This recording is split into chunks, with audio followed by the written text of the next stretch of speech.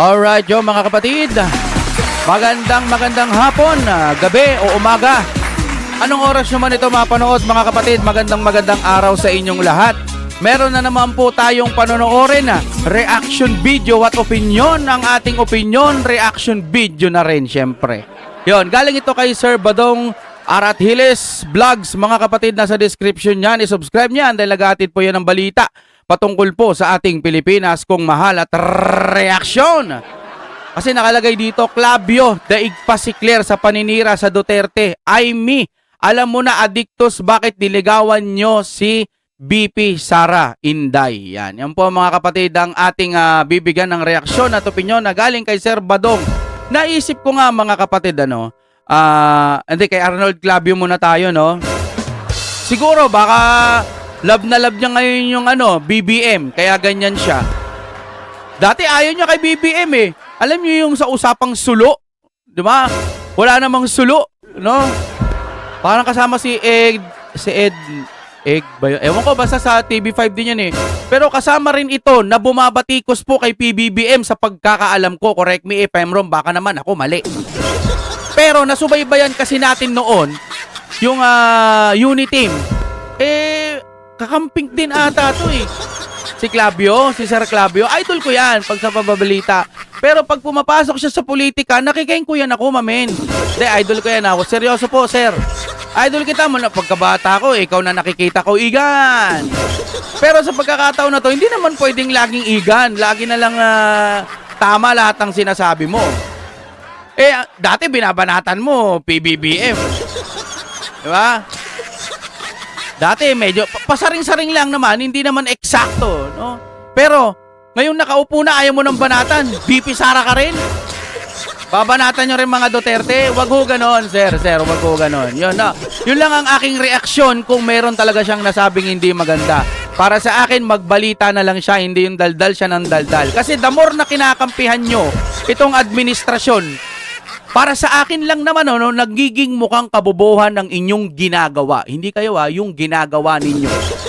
Napakalaking katangahan kung kakampihan mo pa yung administrasyon ngayon. Lalo na maganda ang ginagawa ng mga Duterte pero ayaw nyo sa Duterte. Yan ang pangit ho sa inyo, no? Arnold Clavio no? Si Sir Badong na ang bahalang bumanat dyan, no? At magreaksyon. At doon naman sa isa pa mga kapatid, alam mo na ngang Madam Amy, yung mga tao ngayon nag-a-upgrade sa mga sinabi nyo. Siguro kung iniisip ninyong lahat na, uy, mabuti pa si Madam Amy nagsalita na, idol. Oo nga naman, tama, idol. Pero, mapapaisip sila after ng mga ilang araw, teka, alam mo na palang adik, bakit gusto mo pang idikit kay BP Sara? Di ba? Bakit niligawan nyo si BP Sara? Kasi nga, balak tatakbong akala nila tatakbong presidente si BP Sara. Ayaw niya, hindi siya interesado doon. Kaya, si Bongbong Marcos, sabi ni ate siguro, sige na, magpresidente ka na. Tapos si vice mo, etong si BP Sara. Di ang lakas nun. Nung pagkakataon, Uniteam, ang lakas nun. Diba? So, sa pagkakaintindi ko, si Amy Marcos ang udyok para tumakbo bilang presidente o vice president ulit.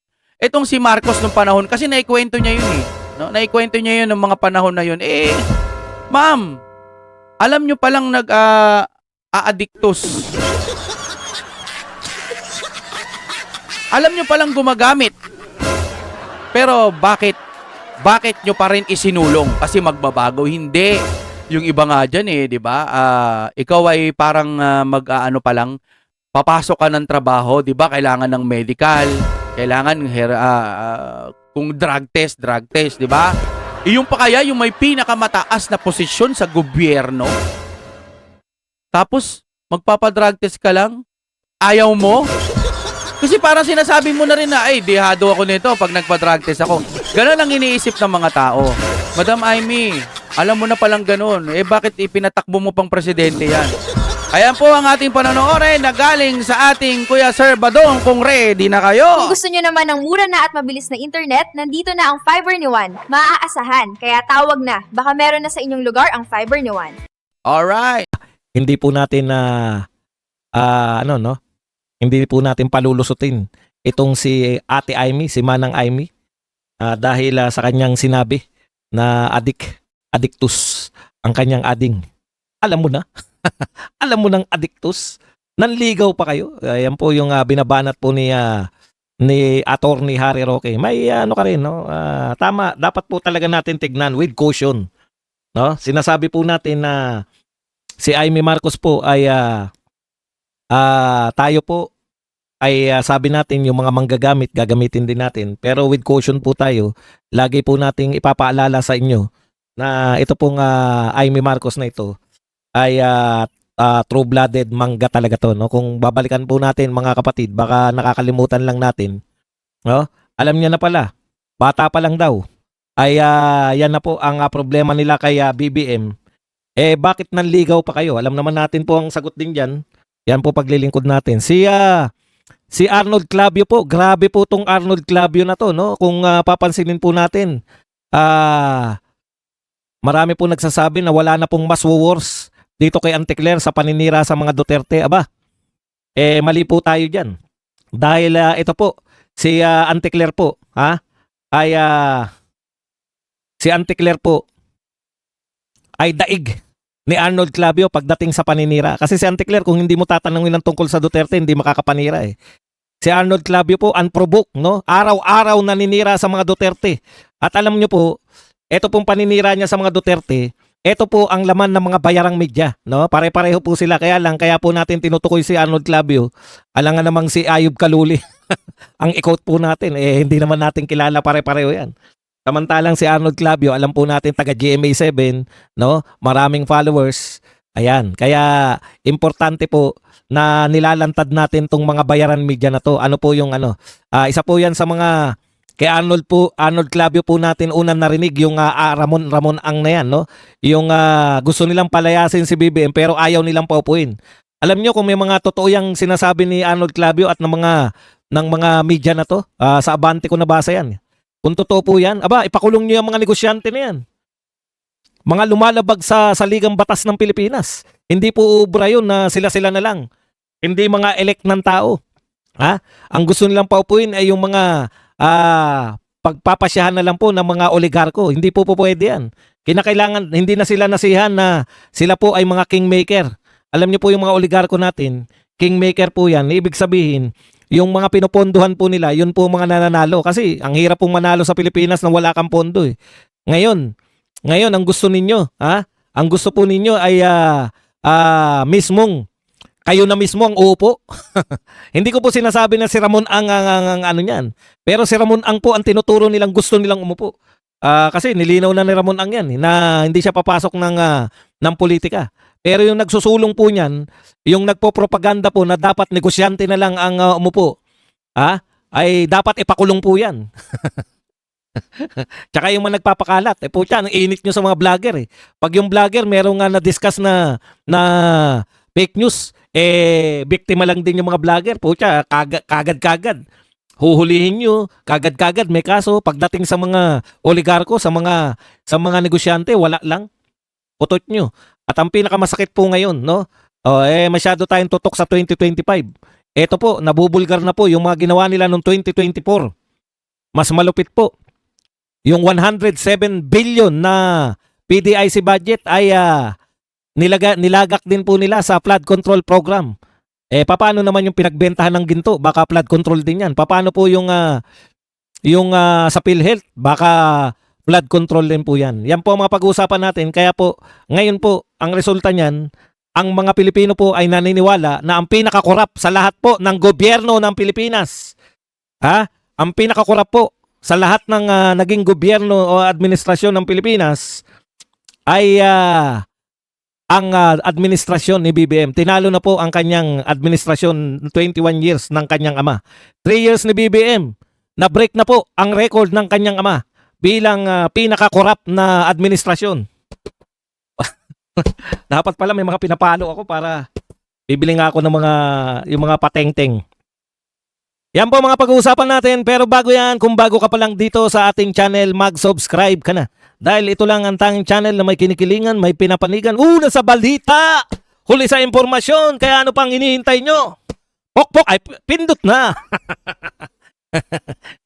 Masarap pala yung mga may patunog.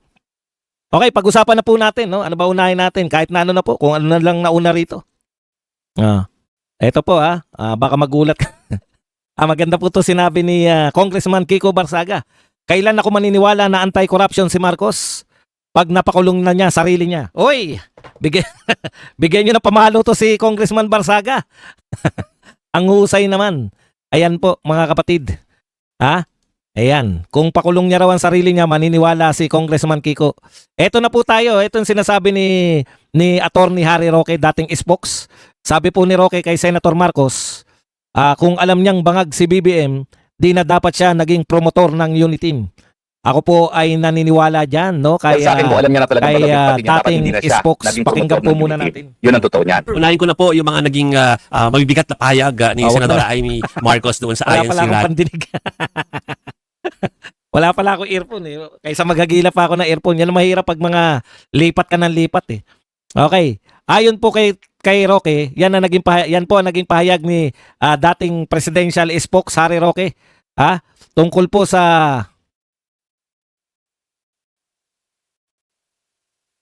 kontrobersyal na pahayag ni Senator Amy Marcos tungkol kay President Bongbong Marcos sa INC rally nitong Lunes, November 17. Alam nyo, tama po yan. No? Ako po ay naniniwala na dapat may pananagutan din to si Amy. Matagal na nating sinasabi yan. No? Siyempre, dahil sa tuwa natin na binunyag ni Amy, medyo nakalimutan natin yung panyanyari na yan, na tayo po, bagamat natutuwa kay Senator Amy, nanghinayang din tayo. No? Kasi alam niya na pala na si Da Junior, ang kanya pong ading, ang kanya pong nakakabatang kapatid. Ganito nyo po makikita yung pagiging mangga nito ni Senator Amy. Siguro, sa isip-isip niya, makabalik lang kami sa pwesto, aalalayan ko na yung ading ko. No? Kasi mukhang kayang-kaya naman niyang alalayan yung ading niya para malinis yung pangalan. Ako naniniwala, bagamat mangga to si Amy Marcos, totoo siya sa kanyang kagustuhan na malinis yung pangalan ng mga Marcos, no? Yung pagka nabigyan sila ng pagkakataon. Kasi diyan siya consistent eh. Consistent si Amy Marcos. Pero, yun na nga, sa kasawiang palad po, at our expense, yung eksperimento niya, yun naman pala, hindi niya naman po pala kayang kontrolin, no? Hindi niya naman po pala kayang impluwensyahan ng kanyang kapatid. Pag dumating na yung araw na ang kanyang kapatid, ayon po sa salita ni Senador Ping Lacson na isa sa masugid na tagapagtanggol ni BBM, ayon po sa pananalita ni Senator Lacson, ay napapaikot o na nagagamit o na iimpluwensyahan o na manipula, no? Ayun naman pala, pag dumating yung araw na si BBM po ay na-manipulate, nagamit ng mga yusik, ay wala palang magagawa itong si Super Ate Amy Marcos. Kaya yan ang pinakamalaki mong kasalanan sa amin. Alam mo nyo po, sa totoo lang po, si BP Sara ilang ulit ko na po narinig na humihingi po ng dispensa. Humihingi po ng paumanhin sa mga na-impluwensyahan niya. No? Sa na-impluwensyahan niya na bumoto ng mga Duterte supporters, katulad ng inyong lingkod, na na-impluwensyahan ni BP Sara na iboto si BBM. Kaya nga tayo may karapatang magalit dahil ibinoto natin yan. No? Nabudol tayo dyan. Kaya gano'n na lang ang ating himutok dahil hindi po tayo makapaniwala na simple na lang ang gagawin ni BBM. Itutuloy na lang sana yung magandang ginawa ni Tatay Digong. Wala na sana siyang pinoproblemang katulad nito. Itutuloy mo na lang. Napakasimple. Itutuloy mo na lang. Mahirap bang gawin yun? Nakalatag na. Nariyan na lahat. Hindi ka na mag-iisip. Wala ka nang isipin. Ang problema mga kapatid, no? Dito po sa nilatag ni Tatay Digong, hindi po kasama yung korupsyon. Ayun naman pala. Hindi po magkakapera si BBM. Hindi magkakapera ang kanyang mga kaalyado. Kaya bakit mo nga naman susundin kung ang iyong kagustuhan ay magpayaman, kung ang kagustuhan ng mga nakapalibot dito kay BBM ay magpayaman, mga kapatid. Paano mo naman susundin yung formula ng mabuting pamumuno? Simple lang kasi magtataka ka rin eh. Wala ka nang gagawing kakaiba. Itutuloy mo na lang. Pati po yung pong mga nakaabang na mga foreign investors matutuwa dahil tinuloy lang eh. Yung nagustuhan natin kay Digong, tinuloy lang nito. Pati po yung mga partner natin, yung hinanap ni Tatay Digong, mga malalaking bansa, no, na kinaibigan ni Tatay Digong, itutuloy mo na lang yung pakikipagkaibigan. Hindi mo pa ginawa. Di ba? Napakasimple lang sana ng buhay natin ngayon. Sana tayo ngayon ay nagtatamasa ng katulad ng tinatamasa ng mga kapitbahay natin na maraming foreign investors, dagsa ng mga turista at iba pa. Itutuloy lang. Kaya tama si Rocky dito, no, na nakakalimutan natin na itong si Super Ate, si Manang Aimee talaga ang nakapangumbinsi. Miski kay sabi ni BP Sara, hindi niya kilala si BBM ng personal. Ang talagang masugid na nanliligaw kay BP Sara noong mga panahon na yan, nung siya po ay undecided pa kung tatakbo sa national level o mananatili na mayor ng tatapusin yung kanyang term bilang mayor ng Davao City, ay itong si Super Ate. Hindi naman sinabi ni Super Ate na naging addictus lang ang kanyang ading nung naging presidente ito. Hindi po. Ang sinabi niya, tuloy-tuloy mula nung kabataan. Ang naakala niya nga, pag napangasawa tong kanyang watiwat, kung mapangasawa tong kanyang watiwat na si Lisa, ay baka magbago. Kasi siyempre, ang dami pong binabago ng pag-ibig. Yung pala, hindi lang nabago, ayon kay Aimee, talagang pareho silang tumaas, nagpakalunod, nagpakataas-taas ng tama. Dahil pareho pala sila. Pareho pala sila ng kanyang naging watiwat. Okay, kaya nakakapanghinayang. Dahil dyan, dahil dyan ay kayo ay bibigyan ko ng isang malupit na awiting nanghihinayang. Nanghihinawa! Okay, yun lang. Hindi po ba sayang? Dapat tayo, tiger na, no? Tiger. Okay, sa mga natutuwa po sa announcement ni BBM na pinakakasuhan, pinakakasuhan ng kanyang pinsan, ito po ang sagot ni Ombudsman. Sabi po ni Ombudsman, ngayon po pinakakasuhan, ngayon. Hindi pala ngayon, nung isang araw pa pinakakasuhan. Last 3 days ago, pinakakasuhan. Sayang daw binabayad sa amin. Huwag kang manghinayang, wala pang binabayad si TikTok, hindi pa ako. Okay. Ang sagot po, pinakakasuhan na nung last 3 days ago, last 2 days ago. Ang sagot po ni Ombudsman, kakasuhan na namin si Martin Romualdez. Nagpalakpakan po yung mga media. Kasama na to si Karen Davila. Sabi na sa inyo, yung mga umiepal na media, madaling utuin. Nagpalakpakan po ang mga epal na media na, uy, kakasuhan na si Martin Romualdez. At sabi po ng Ombudsman, kakasuhan na namin si Martin Romualdez. After 9 months. After 9 months pa? 9 na buwan pa ang hintayin natin bago magkaroon ng kaso si Martin. Antindi talaga eh. Wala pong pinag-iba yan sa pinangako ni BBM na isusoli na namin ang pera ng PhilHealth. O siya, pati ko napapalakpak eh. Sabi ko, okay yan . Mukhang nagbagong buhay na si BBM . Kailan po sinabi yan? September. Bago po magkaroon ng malawakang rally. Yan. Ngayon po, Nobyembre na. May malawakang rally na naman na malapit ng maganap. Wala pa rin po palang naisusuli. Ganyan lang po yan. Nag-announce na, gusto nyo pang sundin? Sinabi ng kakasuhan si Martin Romualdez, gusto nyo pa totohanin? Hindi na kayo nasanay. Hindi na kayo nasanay. Grabe naman kayo. Ano ba naman?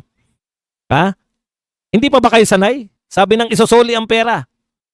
Kala natin nasoli na. Pumalag yung mga taga-PhilHealth. Wala pa nasusoli. Alam nyo po, ubos na yung pera. Kung saan po nilagay yung pera, hindi po natin alam. Anak ng pupa. Parang yung PDIC yan. Ngayon lang natin nalaman sa flood control. Kamalay-malay nyo dyan ang pinagdala ng pera ng PhilHealth. Malamang flood control pa rin.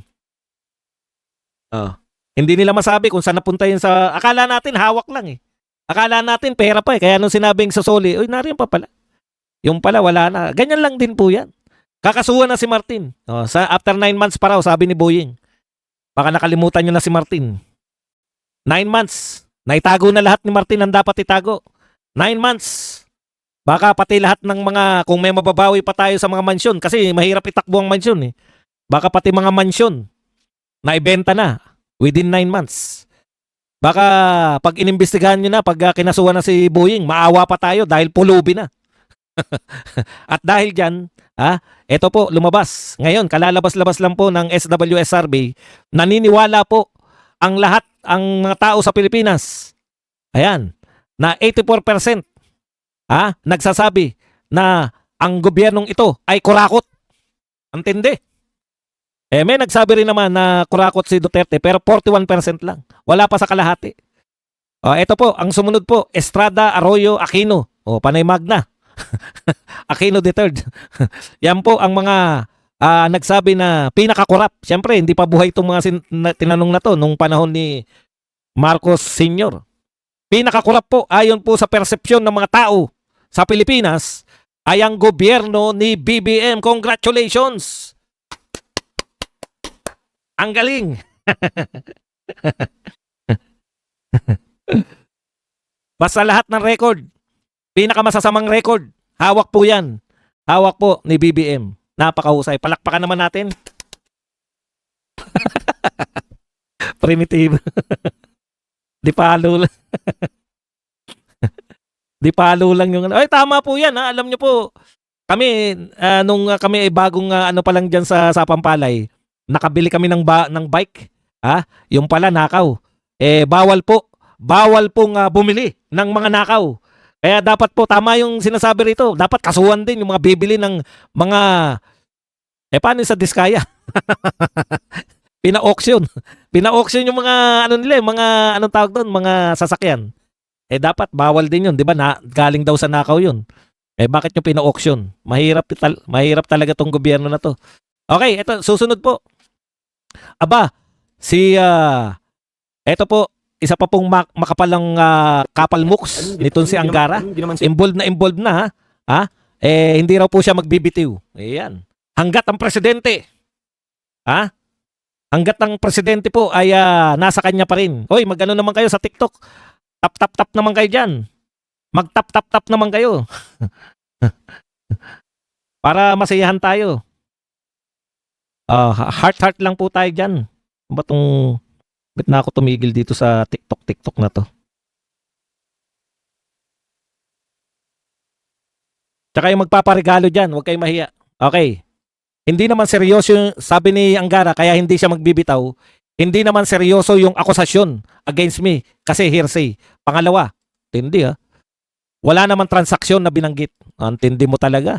Antindi talaga ng mga tauhan ni BBM. Hearsay lang daw yung pagkakadawit niya. Si BP Sara nga hanggang ngayon, mula nung sinimulan nyo,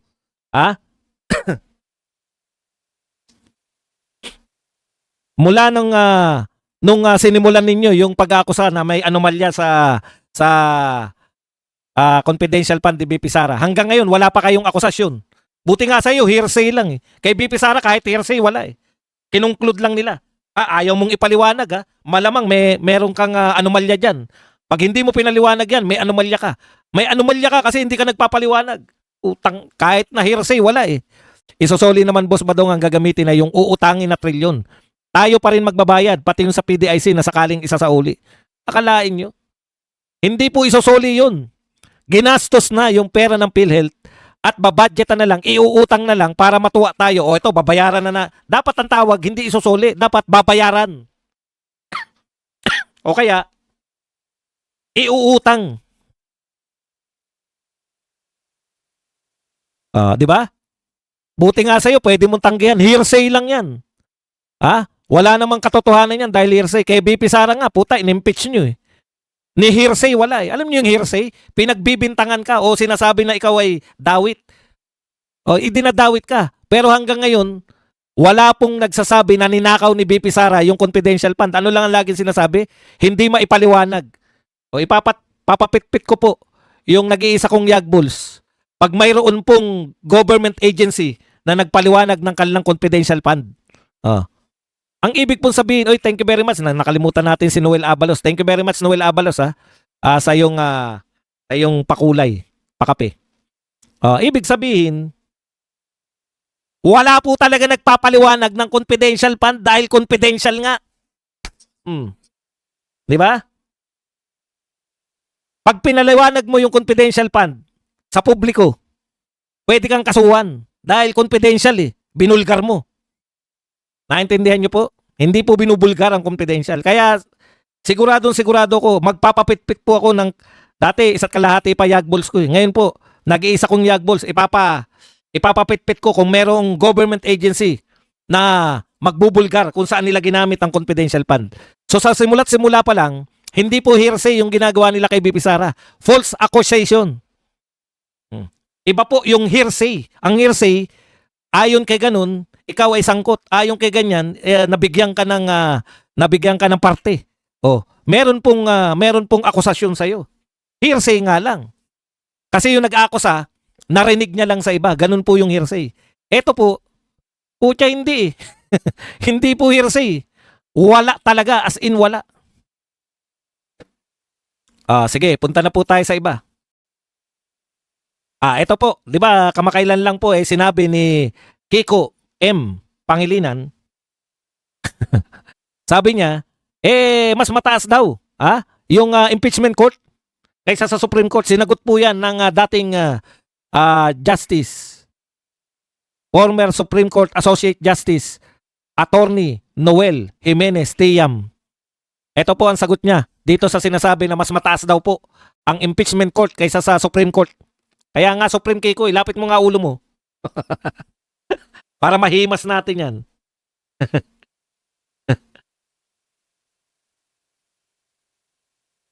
Ano po ba papatutunayan nga? Ito may nagsabi rito, pag napatunayan daw na may mali sa paggastos, ano po ba patutunayan? Wala nga kayong akusasyon eh. Meron bang akusasyon na isasakdal kita? Anong kaso ko? May mali. Pucha, ang mga kaso po, nagnakaw. Ikaw ay nanaksak. May ginawa ka pong krimen. Ano ba pwede mo sabihin na mali? Anak ng pupa. Ni pagbibintang nga, wala kayong maibintang eh. Ano nga yung maling ginawa? Hindi nyo nga masabi kung ano yung mali eh. Anak ng tinapay oh. Ang kaso po dapat malinaw. Siya po ay pinagbibintangan ko na prostrated homicide. Bakit? Sinaksak niya ako ito. Nakaligtas lang ako eh. Eto. Katulad yan, ano sinasabi nyo? Mapatunayan na may mali sa paggastos. Meron ba namang kaso na mali ng paggastos? Parang dolomite yan eh. Dapat bang magkaroon ng dolomite? Pucha. Yan yung mga ano nyo, panay mga innuendo. Panay mga pasaring at innuendo lang. Sige, basahin na muna natin itong sinabi ni Tiam na mas mataas daw ayon kay Kiko ang impeachment court kaysa sa Supreme Court. The impeachment court is not part of the judiciary. It cannot interpret the law. It cannot establish doctrine. It cannot revise Supreme Court rulings. So, no, it is not higher than the Supreme Court. Bakit po inisa-isa yan ni Tiam? Kasi lahat ng sinabi niya, Supreme Court can interpret the law. Yung pong impeachment court, hindi. Supreme Court can establish doctrine. Hindi po yan kaya ng impeachment court. Supreme Court can revise Supreme Court rulings. Hindi po yan kaya ng Supreme Court. So ano po ang kasagutan? No. It is not higher than the Supreme Court. Di ba? Yan po ang sinasabi nyo. May plunder na nga ba doon kaya ihanda mo na challenge mo? Anak ka ng tatay mo. Wala nga plunder. Basura na nga. Hindi mo ba naintindihan? Binasura ng Supreme Court. Huwag kayo makipagtalo ng mga hindi nyo alam yung nangyayari. Meron bang impeachment pa kay BP Sara? Binasura na. Kung hindi mo naintindihan yan na binasura na yung impeachment, ano magagawa natin? Last ko na sagot sa iyo yan. Dahil hindi mo alam yung mga basic facts eh. Binasura na po. Huwag kayong paulit-ulit. Marunong pa kayo. Binasura na Supreme Court ang kaso kay BP Sara. Just wait kayo ng just wait. I'm waiting. Still waiting. Kayo rin, maghintay din kayo. Hanggang 2028 na lang kayo. Okay, punta na po tayo dito. Ito po, mga negosyante kakasa sa civilian military junta, Ramon Ang ambet ipalit kay BBM. Ito po ay balita ng Abante. No?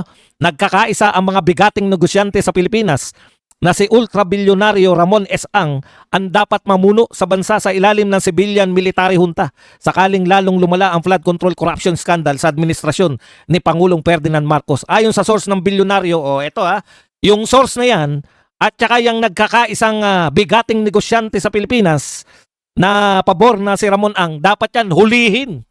Dapat yan kasuhan. Kasi illegal po ang kanilang panawagan. Hindi po pwede na tanggalin si Marcos at ipalit si Ramon Ang. Wala po yan sa konstitusyon. Pero dahil mga negosyante na nanawagan, baliwala lang sa gobyernong ito. Pero pag ang nanawagan po ay mga vlogger, kaso agad yan. Pag ang nanawagan po ay mga Duterte vloggers, kakasuhan agad yan. Pero pag mga negosyante po siya na nanawagan na ang ipalit kay BBM ay si Ramon Ang, nasan sa konstitusyon na ang papalit ay ang pinakamayamang negosyante o pinakasikat na negosyante? Wala po. Ang nakalagay po sa konstitusyon, ang nakalagay po sa konstitusyon, Vice President ang papalit. Kaya lahat na nagpapanukala, yung sinasabi na yan ng mga negosyante, ipakulong lahat yan. Kung merong yagbols ang Pangulo.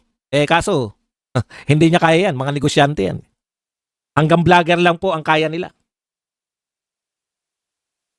Hanggang vlogger lang po ang kanilang kayang kasuhan, ang kanilang kayang ipadakip. Hindi po pwede yan. Illegal kayo. Kayong mga, dapat to matukoy.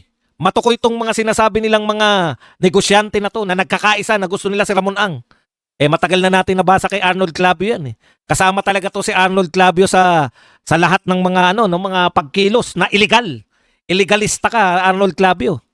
Matagal nang pinanukala ni Arnold Clavio yan. 1 linggo na yata. Kaya kayo, hintayin nyo lang na makaupo si BP Sara.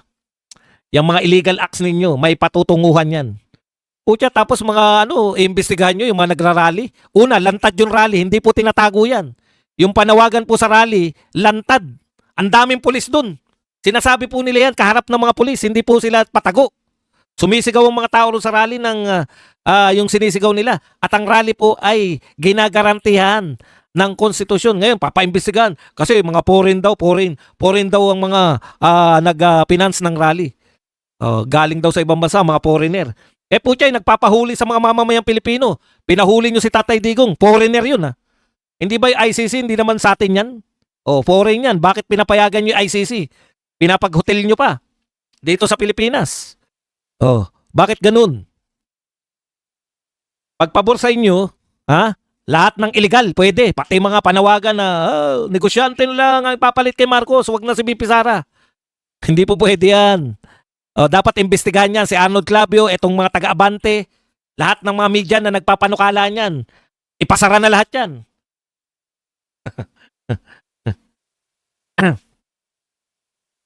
Okay, punta na po tayo sa susunod na balita. Dito na po tayo. 107 billion ng PDIC ginamit sa flood control. Ito po ang nagngingit-ngit. Nagngingit-ngit sa galit ang abogado at Geronimo Law founder na si Russell Stanley Geronimo matapos mabunyag na kinuha umano ng DBM ang 107 billion mula sa reserba ng Philippine Deposit Insurance Corporation para pondohan ang 2024 and program funds na ginamit sa flood control projects na ngayon iniuugnay sa kaliwat kanang anomalya. Grabe po mga kapatid. Kinuha po ang legal na pera ng mga insurance. Yan po, ini-insured po na yung mga pera ninyo sa bangko ay hindi po mawawala. Naka-insured po hanggang 500,000. Pero dahil po sa ginawa ng Marcos administration, kinuha po to. Hindi nila pera yan sa insurance. Ganun po kakapangyarihan. Mukhang pera talaga tong mga to. Ayan po, napakalaking pera po niyan. Kung illegal po yung pagkuha niyan, dapat makasuhan na to si Recto. Pero nakakasuhan ba si Recto? Si Recto ba? Na-promote pa nga si Recto eh. Dahil po sa dami na nakuha ni Recto at saka ni Amina Pagdangaman ng mga pera kung saan-saan, pera po ng PhilHealth na illegal na kinuha, kaya nga nila isosolid dahil illegal eh. Pera ng PDIC, pera ng pinagbentahan ng ginto, GSIS, SSS, panay illegalista to dahil ang pinuno ng pagkuha ng pera at ang pagtataas ng mga buwis sa Pilipinas ay si Recto, hindi po pinarusahan. Si Recto po ang isa sa nagpapahirap sa Pilipinas, hindi po pinarusahan. Ano po ginawa? Pre-nomote po si Recto bilang executive secretary. Antindi nyo talaga. Kayo na pinakamalupit na gobyerno. Imbis na parusahan si Recto dahil sa mga pagpapanukala, mga panukalang kunin ang pera mula sa iba't ibang ahensya, binigyan pa po ng premyo. Ginawa pa pong executive secretary. Kaya po hanggat executive secretary si Recto, patuloy po.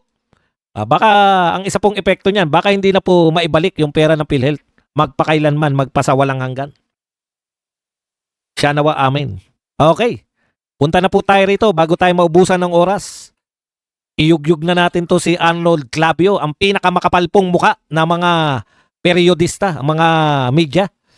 Daig pa ni Arnold Clavio, sa totoo lang po daig pa po ni Arnold Clavio, ito pong si Auntie Claire sa paninira sa mga Duterte. Tindi. Basahin po natin. Sabi po ni Arnold Clavio, sino ba ang dapat pagkatiwalaan ng bayan at mamamayan? Yung nasa kapangyarihan o yung nais mang-agaw nito? Hindi. Sino po ba yung tinutukoy yung nais mang-agaw ng kapangyarihan? Tuloy natin. Bakit ba atat na atat ang kampo ng mga Duterte na makabalik sa Malacanang? Ano ba ang posibleng mangyari kapag napatalsik si BBM sa pwesto? Atat na atat daw po ang kampo ni Duterte. Igan, lapit mo ulo rito, mapalo ka. Atat na atat si BP Sara na maging presidente? Tumakbo nga siyang vice president. Sabihin mo atat na atat. Kung tumakbo na presidente si BP Sara, hindi mananalo yung BBM mo. Ang problema, ito problema eh. Si Auntie Claire okay lang na ipagtanggol si BBM dahil siya po ay tauhan ng Malacanang. Tauhan po ng PCO. Natural po. Kaya ako sinasabi na mas masahol to kay Auntie Claire. Itong si Arnold Clavio. Kasi media kayo eh. Supposedly, ang media, walang kinikilingan, walang pinoprotektahan. GMA7 yan. Ang media, ang GMA7, walang pinoprotektahan, walang kinikilingan, walang pinoprotektahan. Yan po ang byword ng GMA7. Ikaw, Arnold Clavio, obviously, mayroon kang pinoprotektahan at mayroon kang sinisiraan.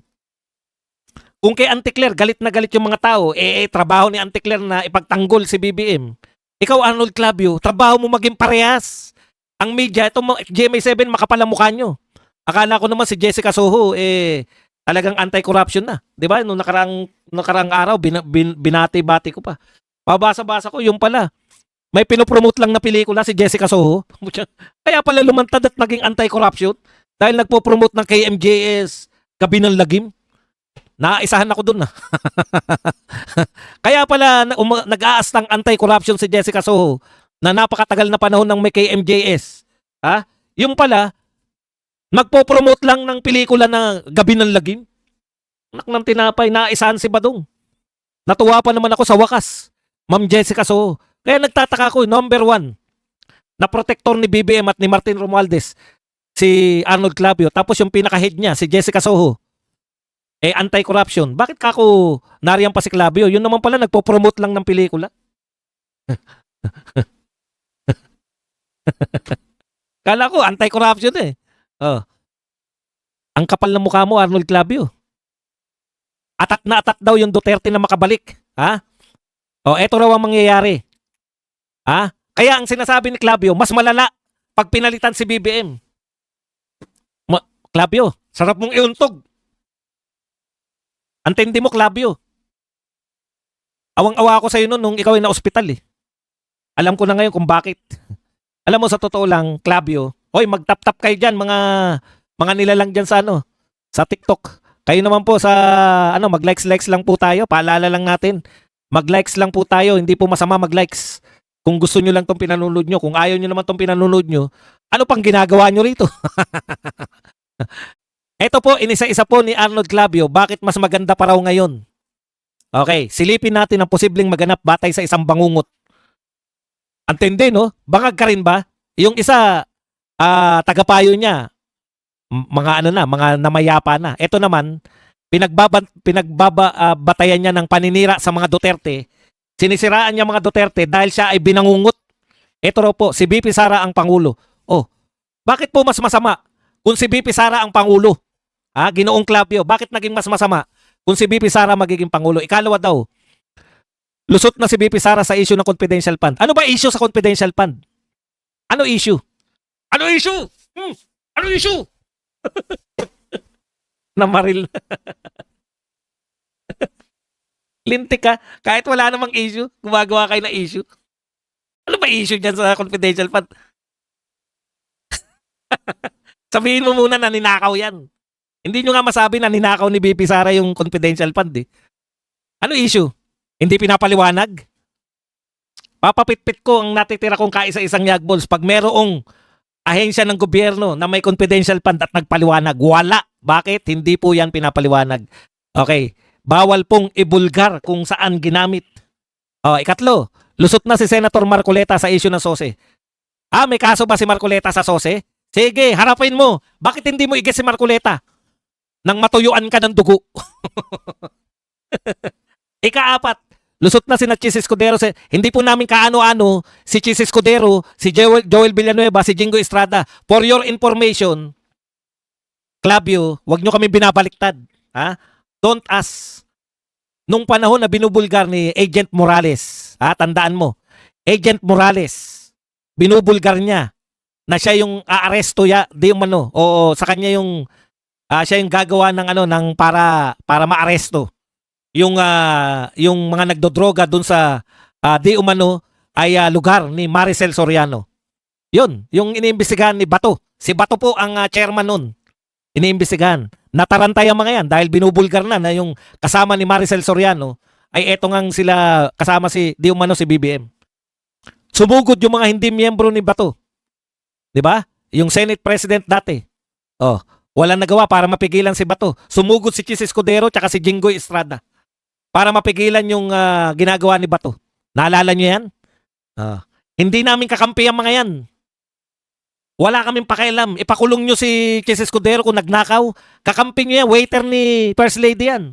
Hindi porkit hindi na kayo bati ng First Lady, Duterte na sila. Never naging Duterte yan. Si Jinggoy, hindi yan naging Duterte. At saka yung si Joel Villanueva, mga dilawan niya mga yan. Huwag nyo kaming paandaran. Clavio, huwag kayong manlin lang.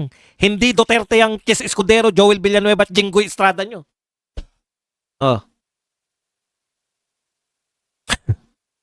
Di ba? Punta tayo rito. Lusot na si Senator Bongo sa issue ng pagkopo ng CLTG Construction Inc. ng bilyong-bilyong proyekto. May kaso ba si Bongo? May kaso ba, Igan, si Bongo? Narinig mo bang pakakasuhan ng ICI? O sa utak mo lang nagkakaroon ng kaso? Si Bongo dahil Duterte siya magkakakaso? May kaso ba, Igan? Ulitin ko. May kaso ba? Tirahin kita.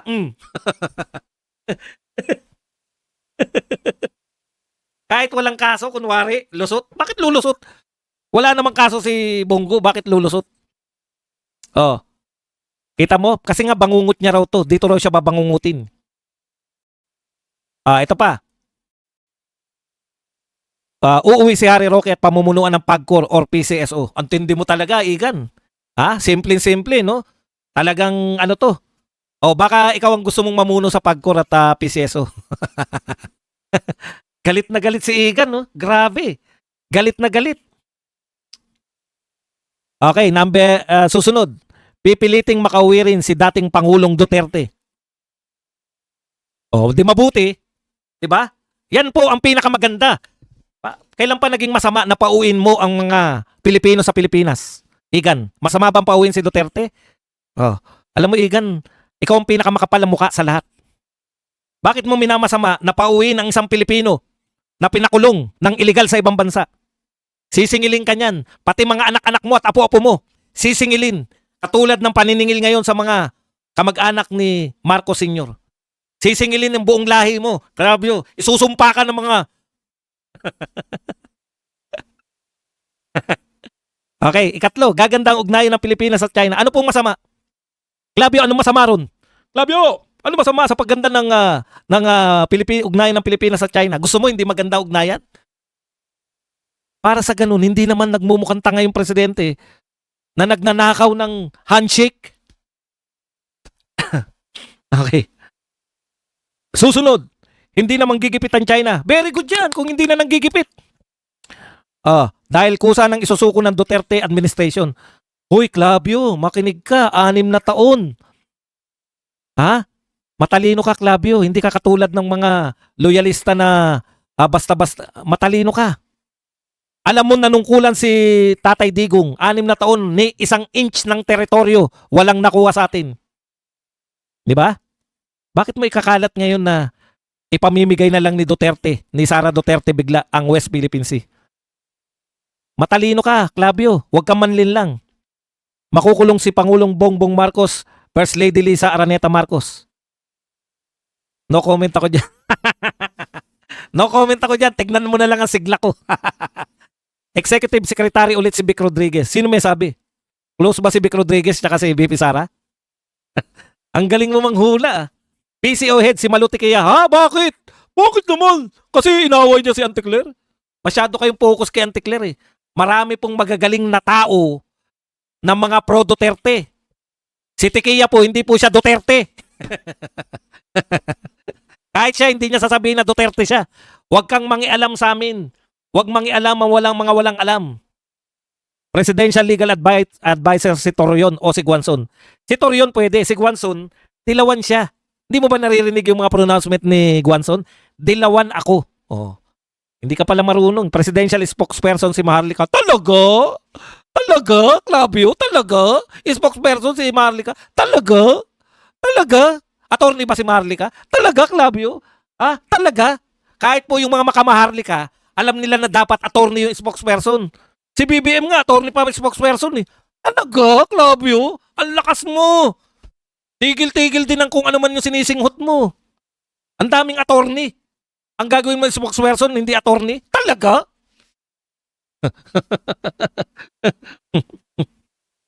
Okay. Ito pa raw ang mangyayari. DOJ Secretary si Ferdinand Topacio. Talaga? Paano mo nalaman?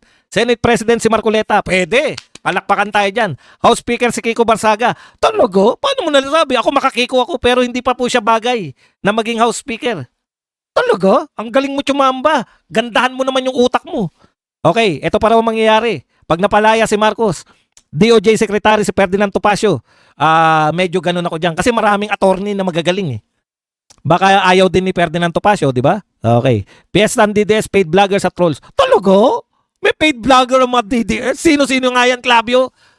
Ako nga, tagal ko ng Duterte supporter, hindi pa ako nababayaran. Tanong ko sa'yo, saan ang bayaran? Makakubra naman ako. Puta, tagal ko ng Duterte supporter, hindi ako nababayaran. Oh. Sabihin mo sa akin kung saan ang bayaran. Hindi porket bayaran ka, pinagbibintangan mo na kami na bayaran din kami. Hindi kami katulad mo. O, patas na tayo ngayon. Aakusahan na kita. Dati nagpapasaring lang ako. Dahil inakusahan mo na kaming bayaran, bayaran ka rin. Ikaw ang bayaran. Okay, susunod. Ito raw mangyayari pagka nawala, napatalsik si BBM. Mas malaki na ang confidential fund sa insertion. Talaga? Talaga lang? At tanong ko sa'yo, may insertion ba si Tatay Digong noon? O ano pinagbatayan mo niyan? Yung insertion ng amo mo?